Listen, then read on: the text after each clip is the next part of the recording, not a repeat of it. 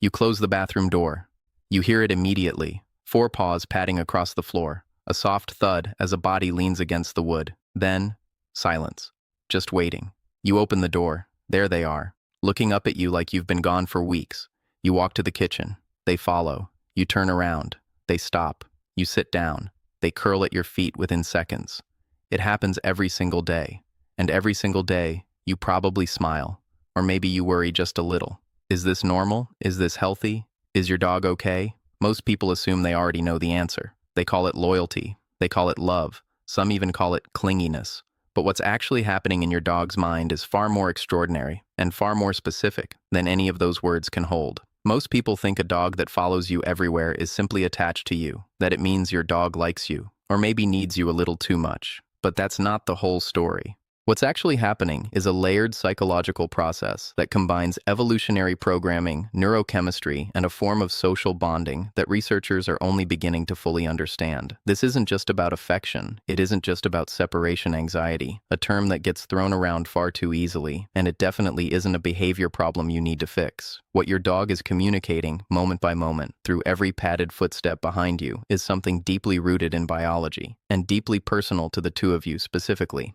By the end of this video, you're going to understand exactly what your dog is expressing when they follow you, and why the answer might completely change how you see your relationship. Let's start at the foundation. In 2015, researchers at Azabu University in Japan, led by Dr. Miho Nagasaki, studied 55 dog owner pairs and made a discovery that genuinely stunned the scientific community. When dogs and their owners gazed into each other's eyes, both species experienced a significant spike in oxytocin. That's the bonding hormone your brain releases when you hug someone you love. The longer the mutual gaze lasted, the higher both the owner's and the dog's oxytocin climbed. Here is the part that matters for you. This same oxytocin loop is what drives proximity-seeking behavior. When your dog follows you, they are not just near you. They are actively feeding a neurochemical bond that reinforces the relationship on a biological level. Every time they follow you into the next room, their brain is essentially saying, "This is my person. I need to stay close to this person."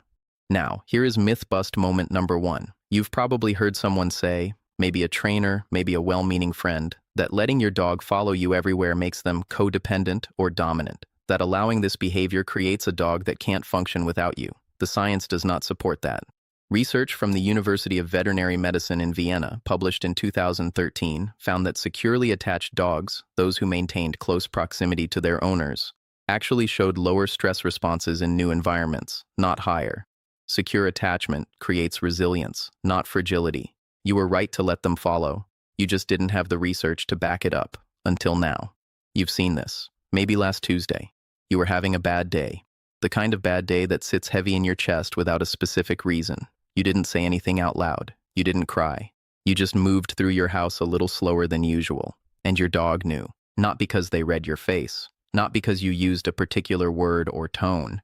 They knew because they were watching. Closely, constantly, with a level of social attentiveness that most humans never bring to any relationship. They followed you to the couch, they pressed against your leg, and somehow, without a single word exchanged between you, you felt less alone.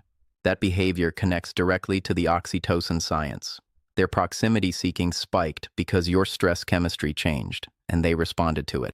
Here is myth bust moment number 2. Many people believe dogs follow you more when they are anxious. But research shows the opposite is equally true.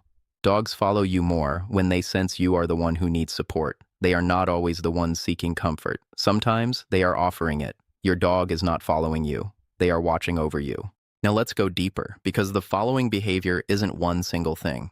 It's a system, and one specific part of that system is genuinely surprising.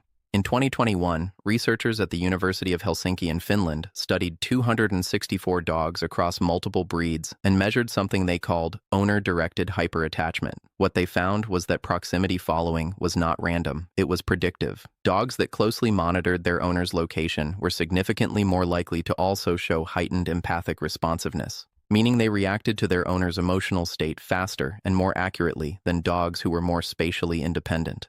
The biological mechanism behind this is rooted in the amygdala. That's the part of your dog's brain responsible for emotional processing and threat detection. Think of it like a smoke alarm that has been specifically calibrated to you, not to all humans, to you specifically. Over months and years of living together, your dog's amygdala essentially learns your emotional baseline, your normal pace, your normal breathing, your normal voice. The moment something deviates, even slightly, the alarm activates, and they move toward you. Here is myth bust moment number 3. The most common piece of popular advice you will find online about Velcro dogs is this: ignore the following behavior to reduce it. Don't reward the proximity. Reinforce independence instead. That advice misreads the entire system. A 2019 study from Stockholm University involving 397 dog owner pairs found that dogs whose owners responded warmly and consistently to proximity seeking showed 42% lower cortisol, that's your stress hormone, during separation events than dogs whose proximity seeking was discouraged. Acknowledging your dog when they come to you doesn't create dependence, it creates safety, and safety is the foundation of every healthy bond. Here is the part of this story that changes everything. Approximately 15,000 years ago, possibly longer, dogs began a process that no other animal on Earth has replicated to the same degree. They moved toward us. Wolves that were less fearful of humans began lingering near human settlements. Over generations, the individuals who were best at reading human emotion, responding to human gaze, and positioning themselves near specific humans, those individuals survived and thrived. What you are watching every time your dog pads softly behind you down the hallway is 15,000 years of evolution expressing itself in real time. They didn't just adapt to live near humans, they chose, generation by generation, to become fluent in us, to understand us, to stay close. Your dog is not following you because they have nowhere else to go.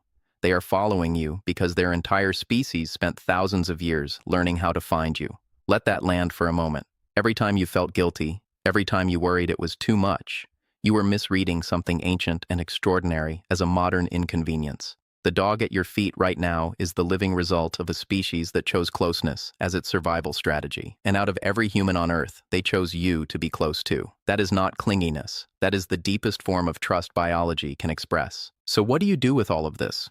Because understanding the science only matters if it changes something in your daily life. Here are 3 specific things worth carrying forward. First, stop apologizing for your Velcro dog. When someone implies your dog is too attached or suggests you should train them to be more independent, you can hold that information lightly. The research from Vienna and Stockholm tells you clearly, secure proximity is a sign of a well-bonded, well-regulated dog. The goal is not distance. The goal is a dog who trusts that you will come back, and that distinction matters enormously. Second, start reading the following more carefully, because the Helsinki research tells you it's predictive and emotionally responsive. When your dog follows you more than usual, staying closer, shadowing tighter, pause.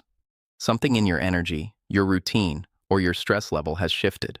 Your dog noticed before you did. Use that signal. They are an extraordinarily sensitive emotional mirror. Third, acknowledge the approach. When your dog comes to you and presses close, a calm, warm acknowledgement, a hand resting on their back, a few quiet words, sends their nervous system the signal it needs. That small act of recognition drops their cortisol. It deepens the bond. It confirms that the system is working exactly as it was designed to work. One thing to watch for: if the following becomes frantic, panting, pacing, destruction when you leave, that crosses from healthy attachment into clinical separation anxiety, and a veterinary behaviorist is the right next step. Think back to that moment at the bathroom door, the soft padding of paws, the body leaning against the wood, the silence of something that had nowhere else it would rather be. You thought you understood what that was. Now you understand it differently. You understand the oxytocin coursing through 2 nervous systems simultaneously. You understand an amygdala calibrated to your specific emotional frequency. You understand 15,000 years of evolutionary choice, compressed into one small warm body pressing against your leg on an otherwise ordinary afternoon. This wasn't a behavior to manage, it was a message to receive. And the message, carried through ancient biology, through neurochemistry, through the quiet persistence of 4 paws following yours across every floor of your home, is simply this: out of everything in the world, I am exactly where I chose to be, and that place is beside you. If this changed how you see your dog, subscribe and drop a comment below. When does your dog follow you most, and what do you think they're trying to tell you? Next time, we're exploring something that researchers have only recently started measuring, and it will permanently change how you interpret your dog's silence.